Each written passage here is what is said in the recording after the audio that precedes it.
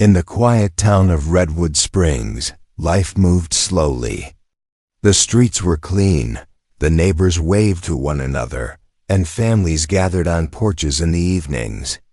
Among the tidy rows of homes stood the Harper residence, a pale blue house, with a neatly trimmed lawn and flower beds that bloomed year-round. It belonged to Thomas Harper, a respected school counselor, and his teenage daughter Emily.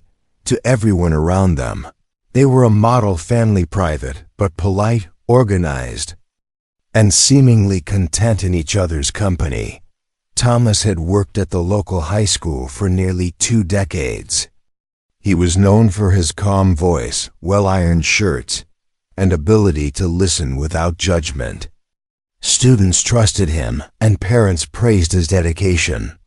His colleagues described him as composed and professional, never raising his voice or stepping out of line.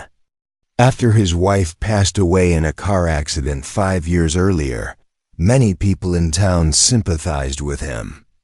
Raising a daughter alone was no easy task, and yet Thomas did it without complaint. Emily, his daughter, was 16 and quiet. She kept her hair tied back in a neat braid, wore modest clothing, and always carried a book with her. She was intelligent, often at the top of her class, but she kept to herself. Unlike most girls her age, she didn't have a social media presence and was rarely seen at local hangouts. Instead, she went straight home after school, sometimes stopping by the church or library. Teachers noted her exceptional writing skills and creativity, though her essays often hinted at loneliness and a desire for escape. Despite their solitary lifestyle, the Harpers never gave the town a reason to question them. On Sundays, they sat in the third pew of the local church. On holidays, they decorated their house just enough to blend in. During parent-teacher conferences, Thomas was always prepared, often praising Emily's achievements while politely declining invitations to join school committees or attend community picnics. Most people assumed he was still grieving. No one imagined there might be more to the story. Their neighbors, the Wilkins family, often saw the Harpers walking together in the evenings. Thomas would keep a hand on Emily's shoulder as they strolled, quietly, rarely speaking to anyone they passed. Some people admired their closeness. Others found it unusual. There were murmurs, small ones at first. Comments about how Emily never spent time with friends, how she never left town, how her eyes always seemed to carry a weight beyond her years. But in a town like Redwood Springs, people were slow to accuse. They preferred peace over confrontation. One day, at the local grocery store, Thomas was seen helping Emily pick out shampoo. Another customer noticed the way he touched her arm, gentle but lingering. She didn't think much of it at the time. After all, he was her father. But weeks later, when more moments like that occurred, Emily resting her head on his shoulder at the town library, the two of them sharing a booth at a diner with an odd kind of closeness, those small moments began to feel different. Grace Henderson, Emily's childhood friend, had grown apart from her over the years. But when they bumped into each other at the community center during a holiday event, Grace tried to reconnect. She noticed that Emily was more withdrawn than before. She looked tired, thinner, and jumpy. When Grace asked about college or friends, Emily gave vague answers. When Thomas approached and placed his hand on Emily's lower back, Grace felt a wave of discomfort. She said nothing, but the moment lingered in her mind. At school, Emily's behavior began to shift. She seemed more distracted in class and often stared out the window during lectures. Her journal entries in English class, once filled with vivid descriptions of dreams and far-off places, turned more inward, focused on control, confusion, and isolation. Her English teacher, Mrs. Whitmore, flagged the changes but didn't press. Without clear evidence of distress, there was little she could do. One snowy afternoon, Emily fainted during gym class. She had complained of dizziness earlier that week, but no one thought it was serious. When the nurse examined her, she noted that Emily was underweight and pale. She encouraged Thomas to take her to a doctor, and he promised he would. A week later, Emily returned to school looking slightly better, but more guarded than ever. Despite the small signs and subtle red flags, the town continued to see the Harpers as a grieving father and his devoted daughter. They attended community events, kept their home tidy, and stayed out of trouble. But what no one knew was that Emily had begun writing about her life in a hidden journal, a small, leather-bound notebook she tucked behind the loose floorboard in her bedroom. In it, she wrote about her confusion, her fear, and her belief that what she was experiencing was both wrong and unchangeable. She wasn't sure if what she felt was love or something else entirely. Her entries were filled with questions. Was it her fault? Was she misreading things? Why did she feel so distant from the world around her? The answers never came, but the writing gave her some sense of clarity, even if only for a moment. And still, life in Redwood Springs went on. Snow fell, the holidays passed. Thomas continued counseling students during the day and preparing home-cooked meals at night. Emily attended school, came home, did her homework, and stayed close to her father. On the outside, everything was exactly the way it should be. But inside the Harper home, something was unraveling slowly, dangerously, and without anyone truly noticing. The perfect image was starting to crack, and it was only a matter of time before someone saw what was really happening behind that pale blue door. Emily's world began to shift in ways that were hard to explain. She started waking up in the middle of the night, heart pounding, drenched in sweat. Her dreams were no longer filled with peaceful memories or soft images of childhood. Instead, they were filled with confusion, like echoes she couldn't understand. During the day, she moved through her classes with a heavy weight on her chest. Teachers noticed her slipping grades, but assumed she was simply overwhelmed. No one pressed further. At home, the routines remained the same: silent dinners, long hours spent indoors, and quiet evenings spent reading or listening to music. Thomas was always close by. He checked on her constantly, made her meals, and even reviewed her homework like he used to when she was younger. But what once felt comforting now felt suffocating. Emily didn't know when the line had blurred. She just knew something felt wrong, even if she couldn't put it into words. Thomas, meanwhile, acted as if nothing had changed. He went to work each day, kept his head down, and maintained his spotless reputation. Parents still trusted him with their children, and the school still valued his advice. He was calm, articulate, and endlessly patient. If he was ever nervous about anything, he didn't show it. He controlled his environment tightly, just as he always had. But Emily wasn't the only one noticing things anymore. Grace, her childhood friend, kept thinking about that uncomfortable moment at the community center. She tried brushing it off, telling herself she was imagining things. But the memory clung to her. She couldn't shake the feeling that something wasn't quite right. One afternoon, Grace asked her mother if she thought Thomas Harper was too close to his daughter. Her mother paused, clearly caught off guard by the question.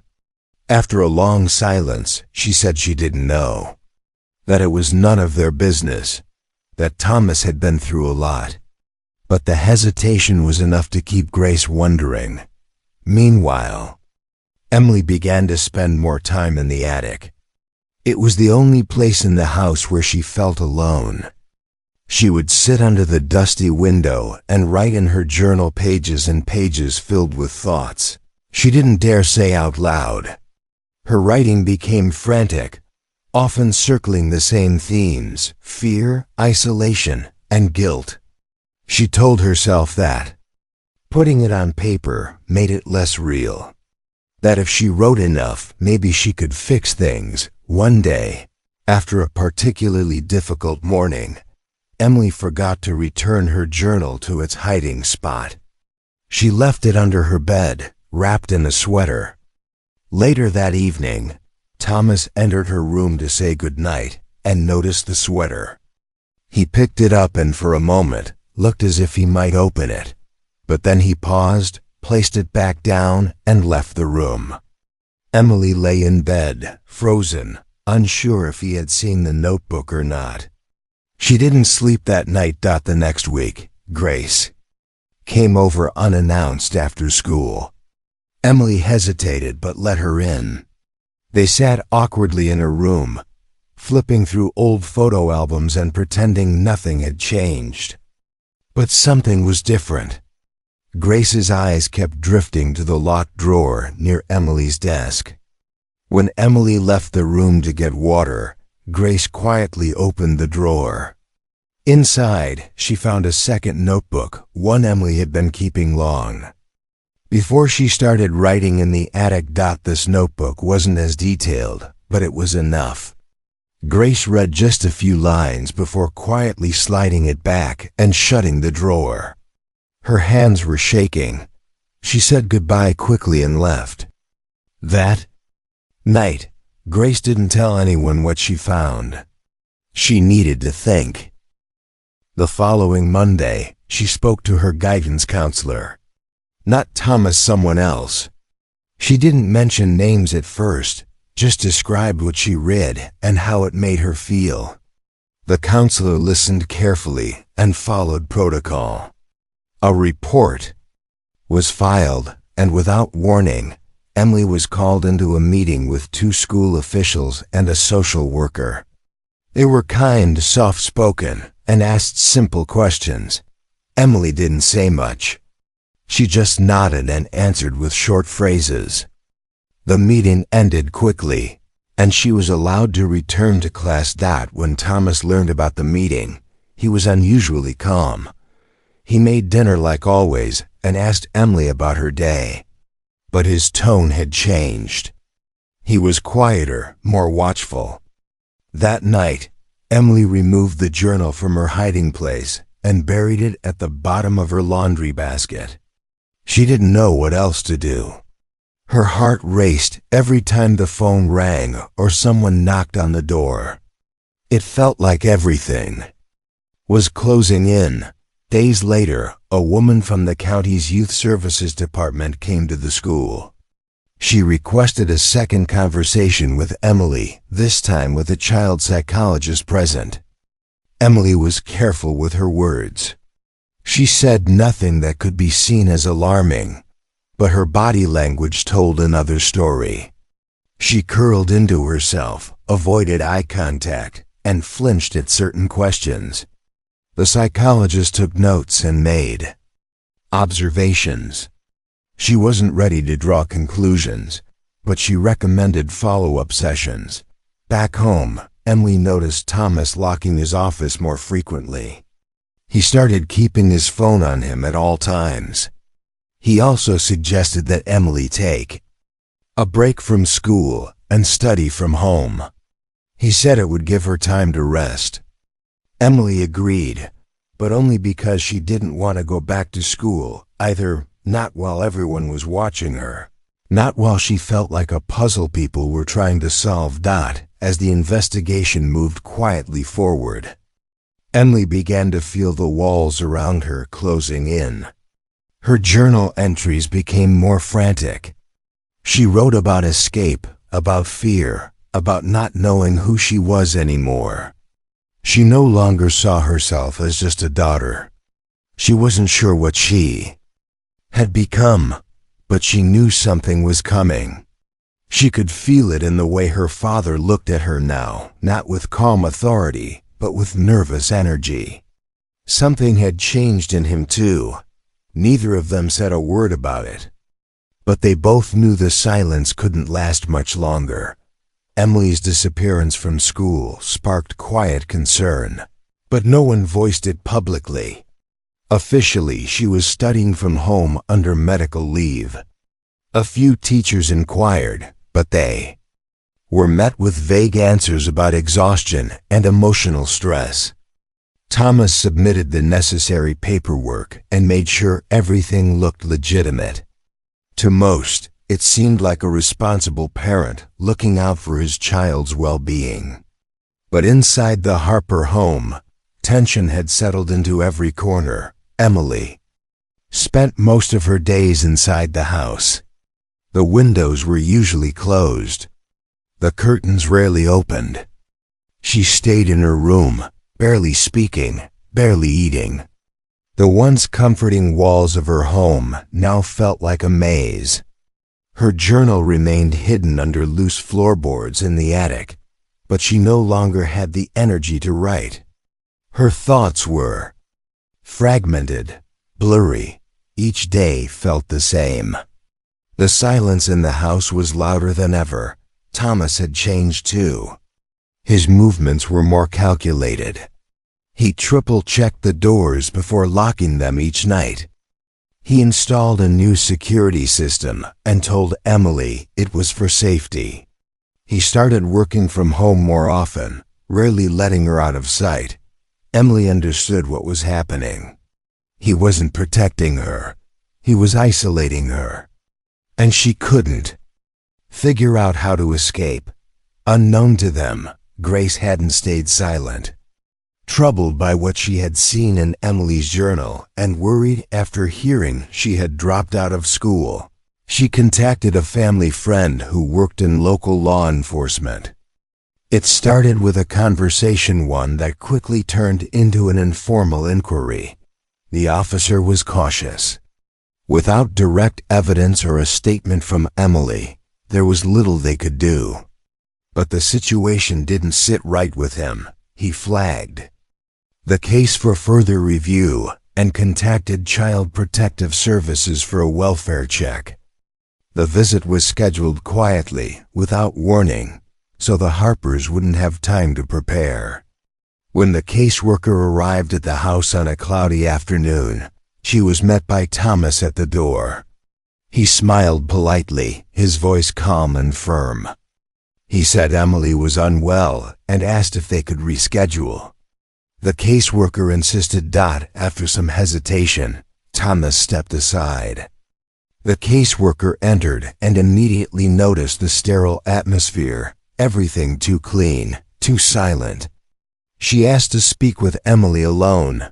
Thomas resisted, then reluctantly agreed. He led her to Emily's room, knocked once, and left them. Alone. Emily sat on her bed, arms folded tightly around her knees. Her eyes were distant. The caseworker introduced herself gently and asked basic questions.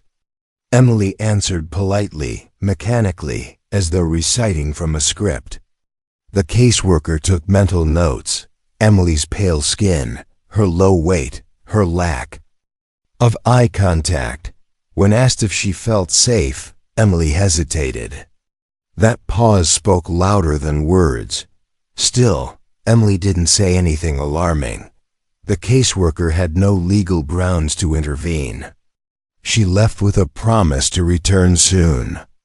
But as she walked back to her car, her instincts screamed that something was wrong. That evening, Thomas received a call from the caseworker requesting a follow-up visit. His tone shifted. He was no longer calm. He told Emily they might need to leave for a while, just a short trip, to get away from town and all the questions. Emily nodded, but inside, she felt panic rise. She knew if she left with him, things would only get worse. The house, the routines, the silence. It was all a controlled world he had built. Outside of it, maybe there was still hope. That night, as Thomas packed a bag, Emily did something she hadn't done in weeks. She crept into the attic, retrieved her journal, and hid it in the lining of her backpack. She didn't know what she was planning, only that she needed to keep it close. She couldn't leave it behind. It held the truth, or at least her version of it. They left early the next morning. Thomas said they were going to a cabin about 2 hours north, a place they had visited years ago. It was secluded, surrounded by forest, with no nearby neighbors. Emily sat in the passenger seat, clutching her backpack tightly, staring out the window. The drive was quiet, no music, no conversation.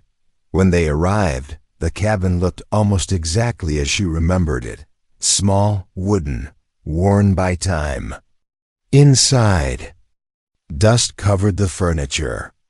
Thomas lit a fire and unpacked food and blankets. Emily walked slowly around the cabin, her steps deliberate. This place felt final, like a pause before something irreversible.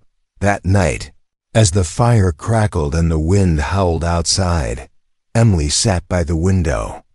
She felt like she was watching her own life from the outside. Thomas moved around the cabin, checking locks, straightening picture frames. He seemed unsettled, more anxious than usual. He paced. He muttered to himself. He asked Emily questions of whether she had spoken to anyone, whether anyone knew where they were. She answered carefully, trying to keep him calm. Then something shifted. Emily saw it in his face, a flicker of fear, or maybe desperation. He moved closer, his voice lower, his words quicker. She couldn't breathe. Her chest tightened. Her legs shook. And in that moment, something inside her broke. What happened next wasn't premeditated. It wasn't a plan. It was instinct, survival. In the middle of the night, Emily reached into her bag, grabbed the heavy flashlight he had packed, and acted. There was a noise, a struggle, a crash. And then silence. Emily stood frozen, staring at the floor, her hands trembling. Thomas wasn't moving. The fire had gone out. Darkness filled the room. She grabbed her coat, her backpack, and ran. Through the trees, down the dirt road, toward the highway. She didn't look back. Hours later, a driver spotted her walking barefoot along the shoulder of the road. She was taken to a nearby hospital, where she remained silent for hours before whispering her name and asking for water. When the police arrived, she handed them the journal. Back at the cabin, authorities found Thomas alive but seriously hurt. He was flown to a trauma center. The investigation that followed uncovered years of manipulation, control, and emotional damage. Emily was placed in protective custody. Experts determined she had acted out of fear, not malice. Her story was tragic but important, a warning of what can happen behind closed doors, even in homes that look perfect from the outside. The truth had finally come to light. But the cost of silence had already done its damage. The media caught wind of the story within days. News vans lined the streets outside Redwood Springs High School, the place where Thomas Harper had worked for nearly 2 decades. Headlines ran across local channels, spinning different versions of the same shock. A respected school counselor found injured at a remote cabin. His daughter discovered wandering alone, barefoot, and traumatized. The town that once held Thomas in high regard was now frozen in disbelief, whispering questions no one had answers to. The police worked swiftly but quietly. Their priority was Emily, She had been transferred from the hospital to a secured mental health facility for minors. There, under the supervision of child trauma specialists, she began slowly unraveling. The story that had been buried under years of manipulation and silence. Her interviews were careful, structured, and always voluntary. She never referred to her father with anger. Instead, her words were laced with confusion, guilt, and a strange kind of sorrow. It was as if she hadn't yet fully understood what had been done to her. Her journal, however, told a different story. The notebook she had handed to the police contained months of entries, sometimes multiple a day. In them, she described her feelings of isolation, her fear of speaking out, her belief that no one would believe her. Some pages were written clearly, almost analytically. Others were scribbled, frantic, with crossed-out lines and tear-stained ink. The notebook became the backbone of the investigation. It filled in gaps, validated suspicions, and revealed a failed pattern of control that Emily herself had only just begun to recognize. Meanwhile, Thomas remained in critical condition for several days. When he regained consciousness, he was met not with sympathy, but with silence. Authorities didn't question him immediately. They observed, monitored, collected evidence. It wasn't until Emily's psychological team cleared portions of her journal for legal use that detectives formally charged him. The charges included unlawful confinement, psychological abuse, and contributing to the emotional degradation of a minor. The language used in the case had to be carefully crafted. There were no sensational words, no assumptions, only evidence and testimony. Thomas, when finally questioned, denied everything. He said Emily was fragile, that she had always struggled with reality, that she was imaginative and prone to confusion. He framed himself as a grieving widower who had done his best under impossible circumstances. His defense attorney pushed this narrative hard, a misunderstood parent, overwhelmed by the burden of single fatherhood. But law enforcement wasn't convinced, and neither was the court. Grace was called in as a witness. Nervous and emotional, she spoke about the journal, the hidden notebook in Emily's drawer, and her growing concern over their relationship. Her testimony matched Emily's entries. The patterns of isolation, dependency, and emotional confusion were all consistent with grooming. Expert witnesses were brought in to explain how such relationships are built over time, not through force, but through erosion of boundaries, confusion, and psychological pressure. Emily's therapist also took the stand, describing her symptoms of trauma, dissociation, and chronic anxiety. She explained how Emily had been conditioned to believe that the relationship with her father was normal, that she had been taught silence was safer than questions. The courtroom remained tense as these details emerged. Though the legal terms were measured, the weight of the situation was clear to everyone listening. Despite the mountain of psychological evidence, the case was complicated. There was no physical abuse recorded, no prior police reports, no external witnesses to the day-to-day events in the Harper home. Thomas's defense argued that Emily's mental health was unstable, that the journal could have been fiction. But as investigators presented timelines, journal entries, and photographs taken during the welfare check, details like covered windows, excessive locks, and restricted phone access, the story became harder to deny. Public opinion shifted dramatically.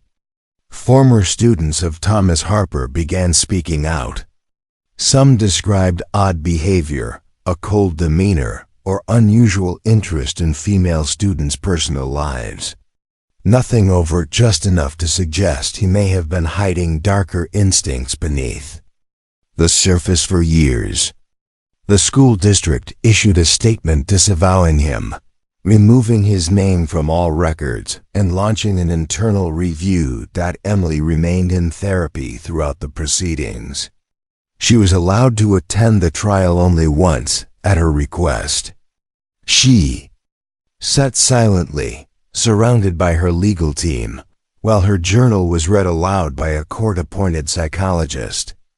Her hands never stopped shaking. Outside the courthouse, reporters waited daily for new developments. The case became national news. Commentators debated what signs the town had missed. Some blamed the school system for not noticing sooner. Others blamed society for failing to question a relationship that seemed too close for comfort. What struck everyone the most was how normal everything had appeared.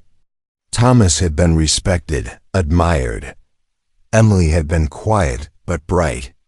Their life had seemed tragic, not dangerous. And that realization haunted the community. If this could happen in a family like the Harpers, how many others were hiding behind a similar illusion? In the final days of the trial, prosecutors presented the most damning piece of evidence, a voice memo recovered from Emily's old tablet.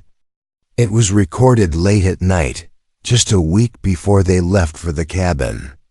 In the recording, Emily spoke softly into the microphone, her words slurred from exhaustion. She said she didn't know what was right or wrong anymore.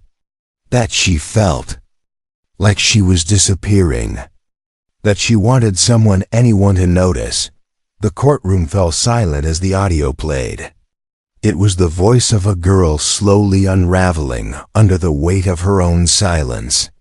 For many jurors, that was the moment everything became clear. When the verdict was finally read, Thomas Harper was found guilty on multiple counts related to coercive control, unlawful restraint, and emotional manipulation of a minor.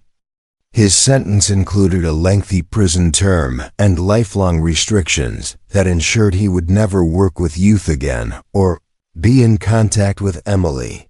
Emily's future remained uncertain.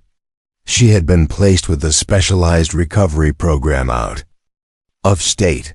Her name was changed for privacy, and all public records were sealed.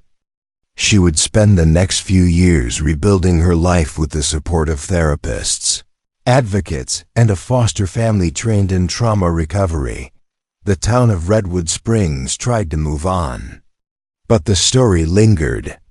It was a reminder of how danger often hides in plain sight, of how even those we trust most can sometimes be the ones we should fear, and of how silence, when left unbroken, can become its own form of damage. Months passed, and Redwood Springs was no longer the same town it had been before.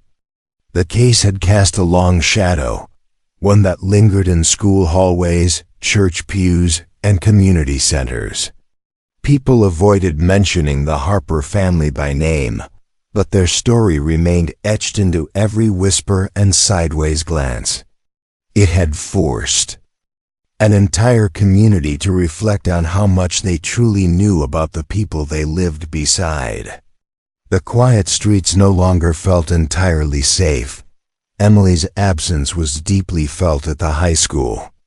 Her seat in English class remained empty for weeks before the school discreetly removed her name from the roster. Her classmates struggled to process the situation. Most had never spoken to her directly, but they remembered her as the quiet girl who always seemed serious, always carried a book, and never joined the group for lunch.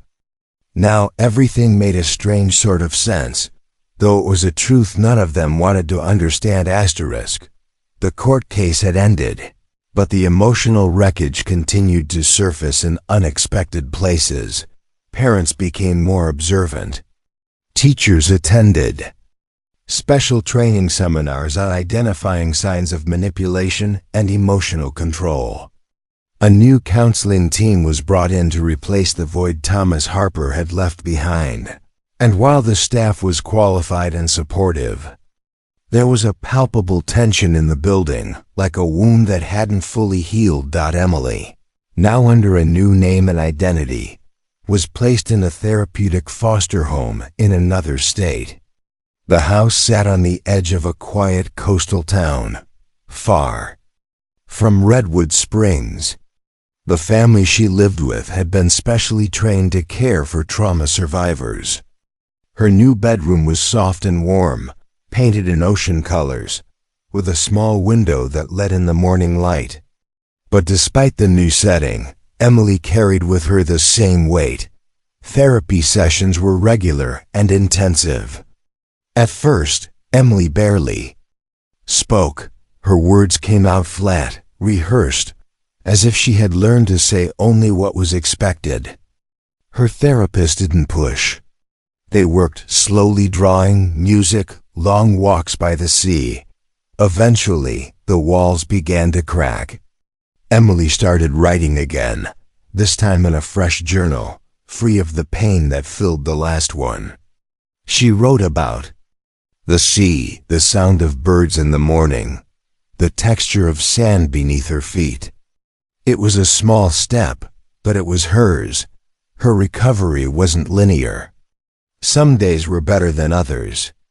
At times she would wake in the middle of the night, heart racing, convinced she was still trapped in her old house. Other times she would sit for hours without speaking, staring out at the horizon. But with each passing month, the intensity of those moments began to fade. She found comfort in small routines, morning tea with her foster mother, afternoon walks with the dog, quiet evenings reading on the porch. She was enrolled in a local school under a new identity, and only her teachers and foster parents knew her past. To her classmates, she was just another transfer student. Slowly, she began to blend in.